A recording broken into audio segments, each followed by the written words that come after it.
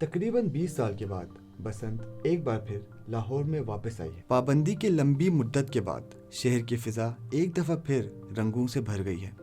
چھتوں پر پتنگیں، ہوا میں بو کٹا کی آواز اور شہری جوش پھر سے محسوس کیا جا رہا ہے۔ لیکن کیا آپ کو معلوم ہے کہ بسنت، جسے آج اکثر پتنگ بازی کا فیسٹیول سمجھا جاتا ہے، اصل میں کب اور کیسے شروع ہوئی؟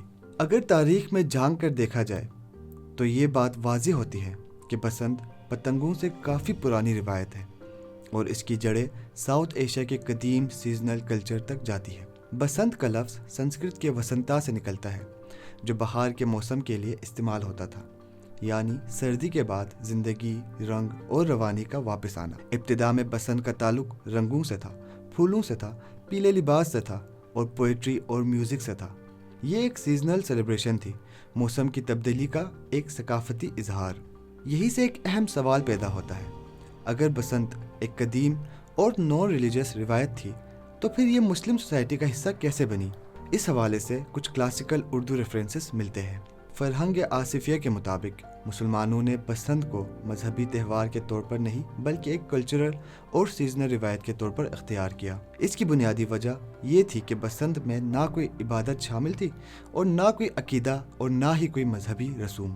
یہ سوچ کچھ صوفی روایت کے ذریعے اور واضح ہوتی نظر آتی ہے۔ تاریخ کی ایک مشہور روایت ہمیں امیر خسرو اور ان کے مرشد حضرت نظام الدین اولیاء سے جوڑتی ہے۔ کہا جاتا ہے کہ بہار کے موسم میں امیر خسرو نے پیلا لباس پہنا، پھول لائے اور بہار کے گیت گا کر اپنے پیر کا غم ہلکا کرنے کی کوشش کی۔ اسی روایت کے ذریعے بسنت دھیرے دھیرے پوئٹری، میوزک اور شہری تہذیب کا حصہ بنتی چلی گئی۔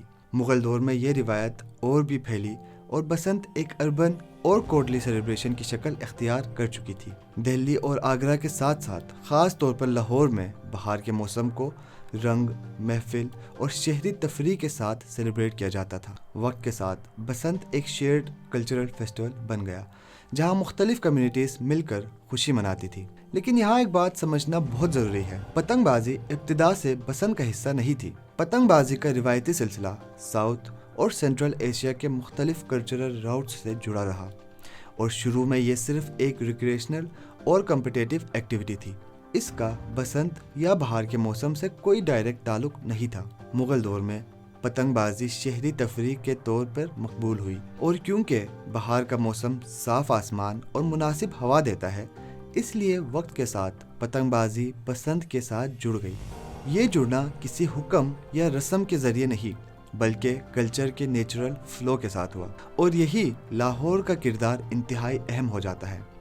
ڈینس محلے، کھلی چھتیں، چھت و چھت مقابلہ اور مقابلے کا جذبہ لاہور نے بسنت کو ایک سٹی وائڈ اسپیکٹیکل بنا دیا۔ 19ویں اور 20ویں صدی تک لاہور میں بسنت وہ شکل اختیار کر چکی تھی جو آج بھی لوگوں کے ذہن میں زندہ ہے، لیکن وقت کے ساتھ ان safe strings, chemical coated strings اور انفورسمنٹ کی کمی کی وجہ سے حادثات بڑھنے لگے۔ اسی تناظر میں بسنت پر پابندی لگی اور ایک پوری نسل نے یہ فیسٹیول صرف کہانیوں اور تصویروں میں دیکھا۔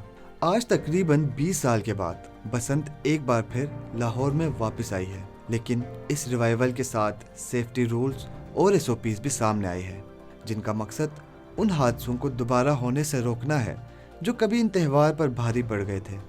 آج کا بسنت یہ فیصلہ کرے گا کہ یہ روایت آگے بڑھے گی یا پھر تاریخ خود کو دہرا دے گی۔